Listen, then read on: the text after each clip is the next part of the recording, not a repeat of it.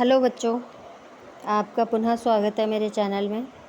श्रद्धा मनु के पद्यांश को आगे पढ़ते हैं। विधाता की कल्याणी सृष्टि, सफल हो इस भूतल पर पूर्ण। पटें सागर बिखरे ग्रहपुंज, और ज्वालामुखियाँ हो चूर्ण। उन्हें चिंगारी सदृश सदर्प, कुचलती रहे खड़ी सानंद। आज से मानवता की कीर्त, अनिल भू जल में रहे न बंद। शब्दार्थ देखिए। पटें सागर यानी समुद्र ऊपर तक भर जाएं। सदर्प यानी गर्भ के साथ। अनिल भू जल वायु पृथ्वी जल। अनिल माने वायु, भू माने पृथ्वी और जल पानी। ये प्रकृति आपदाएं हैं, ये प्राकृतिक आपदाएं होती हैं। चलिए प्रसंग देखते हैं। श्रद्धा ने सृष्टि के अस्तित्व की रक्षा के लिए मनु के सम्मुख आत्मसमर्पण कर दिया है। वह जीवन से विरक्त मनु को अपने साथ रमण करने के लिए प्रेरित करती है, जिससे सृष्टि की बेल पल्लवित और पुष्पित हो सके। प्रस्तुत पंक्तियों में श्रद्धा जीवन के प्रति मनु की शंका को निर्मूल बताती हुई उन्हें विश्वास दिलाती है कि शीघ्र ही मानवता की कीर्ति सर्वत्र फैल जाएगी। चलिए व्याख्या देखते हैं। विधाता की कल्याणी सृष्टि, सफल हो इस भूतल पर पूर्ण। श्रद्धा मनु से कहती है, तुम नवीन उत्साह से भरकर अपने कर्तव्यों का निर्वाह करो, जिससे विधाता की सर्वोत्तम कही जाने वाली तथा समस्त संसार का कल्याण करने वाली मानव सृष्टि अपनी वंश वृद्धि में सफल होकर इस पृथ्वी पर पूर्णता को प्राप्त करे।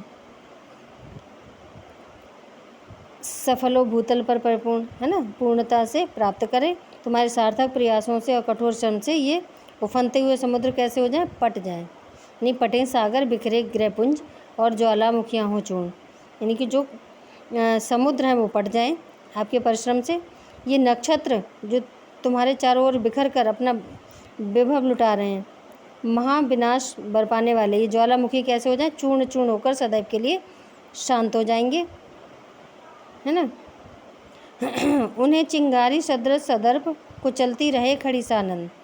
श्रद्धा कहती है आगे कि यदि निराशा त्याग कर दृढ़ निश्चय से अपने कर्म में लग जाओ, तो इस सागर, ग्रह, नक्षत्र और ज्वालामुखियों जैसी जो आपदाएं हैं, जो प्राकृतिक आपदाएं हैं, उनकी चिंगारी पैरों से कुचलकर नष्ट कर देने के समान इस मानवता पर स्वयं विजय पा सकते हो।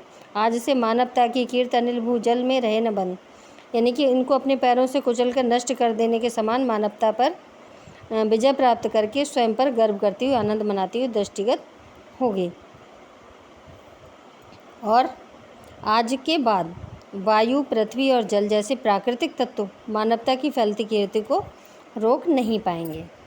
चलिए एक बार फिर से व्याख्या देखते हैं। श्रद्धा मनु से कहती है कि तुम नवीन उत्साह से भरकर अपने कर्तव्यों का निर्वाह करो, यानी अपने कर्तव्यों का पालन करो, जिससे विधाता की सर्वोत्तम कही जाने वाली तथा समस्त संसार का कल्याण करने वाली जो मानव सृष्टि है, वो अपनी वंश वृद्धि में सफल होकर इस पृथ्वी पर पूर्णता को प्राप्त करे।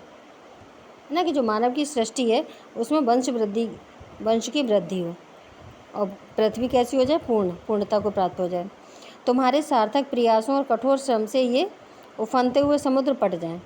ग्रह नक्षत्र तुम्हारे चारों ओर बिखर कर अपना वैभव लुटाएंगे, और महाविनाश बरपाने वाले जो ज्वालामुखी हैं वो कैसे हो जाएंगे, चूर्ण चूर्ण होकर सदैव के लिए शांत हो जाएंगे।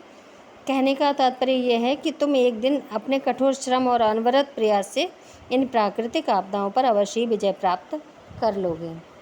श्रद्धा आगे कहती है कि यदि तुम निराशा त्याग कर दृढ़ निश्चय से अपने कर्मों में लग जाओ, तो सागर, ग्रह नक्षत्रों और ज्वालामुखियों जैसी जो आपदाएं हैं, जिनको प्राकृतिक आपदाएं कहते हैं, उनकी चिंगारी को पैरों से कुचलकर नष्ट कर सकते हो।